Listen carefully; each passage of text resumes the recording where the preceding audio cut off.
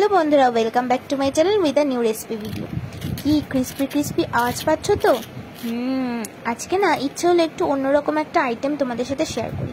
আমরা তো অনেক রকমের রোল খেয়েছি, পনির, চিকেন, মাটন, ভেজ, সয়াবিন, অনেক কিছু। তো আজকে একটু ইচ্ছে হলো যে আজকে একটু চাউমিন দিয়ে রোল বানিয়ে দেখি কেমন হয়।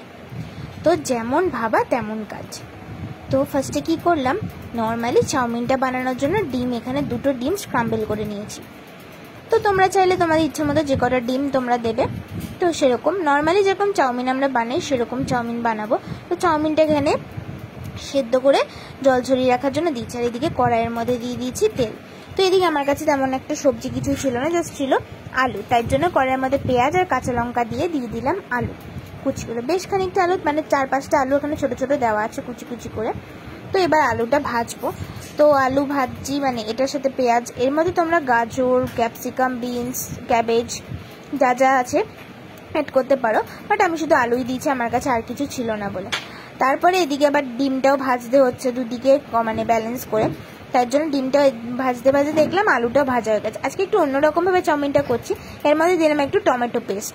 কোনোদিন আমি এরকমভাবে চাউমিন বানাইনি, ফার্স্ট টাইম আমি এরকম একটু বানিয়ে দেখছি যে কেমন হয়।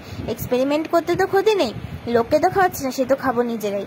কিন্তু সত্যি কথা বলছি বন্ধুরা, এরকমভাবে একবার ট্রাই করে দেখো, খুবই সুন্দর হয়েছিল, জাস্ট অসাধারণ ছিল চাউমিনের এই রোলটা। তো টমেটো পেস্ট দিয়ে ভালো করে আলুটা নাড়াচাড়া করে একটু কষিয়ে নিলাম। দেখো একটু জল জল টাইপের আছে, কিন্তু এটা কিন্তু খেতে কিন্তু খারাপ নয়, ভালোই হয়েছে খেতে।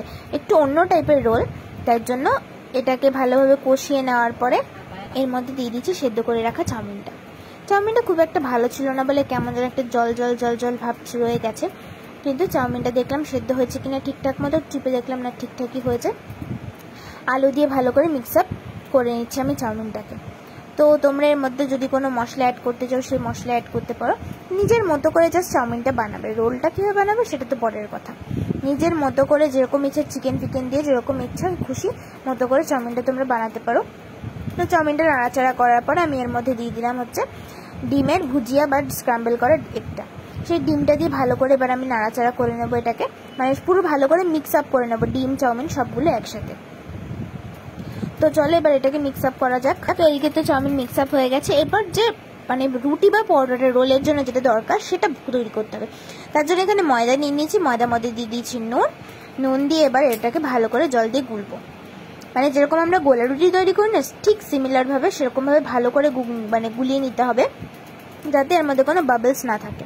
বাবলস থাকলে পরে কিন্তু যে বাইরে কোটিংটা হবে সেটা কিন্তু ভালো হবে না। তাই অল্প অল্প আবার দেখতে হবে পাতলা বেশি না হয়ে যায়, আবার বেশি ঘনও না হয়ে যায়।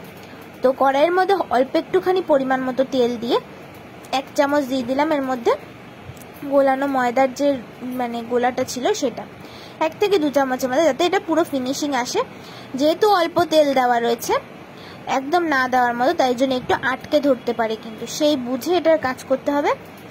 এই যে একটুখানি আটকে ধরলে কিন্তু তুলতে গেলে ছিঁড়ে যাবে। তো এদিকে খুব সাবধানভাবে দেখো আমি ফ্লিপ করে দিলাম, তাও এটা একটু ছিঁড়ে গেছে। এই দেখো এটা কিন্তু পুরো পারফেক্ট হয়েছে।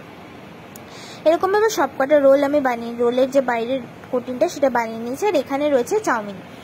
তো এই চাউমিনটা এবার কি করবো, রোলের মধ্যে ফার্স্টে দিলাম চাউমিন দিয়ে রোলের বাইরেটা এরকম ভালোভাবে মুড়ে চুড়ে রাখলাম। এরকমভাবে পরপর সবকটা রোল একইভাবে তৈরি করে নিতে হবে।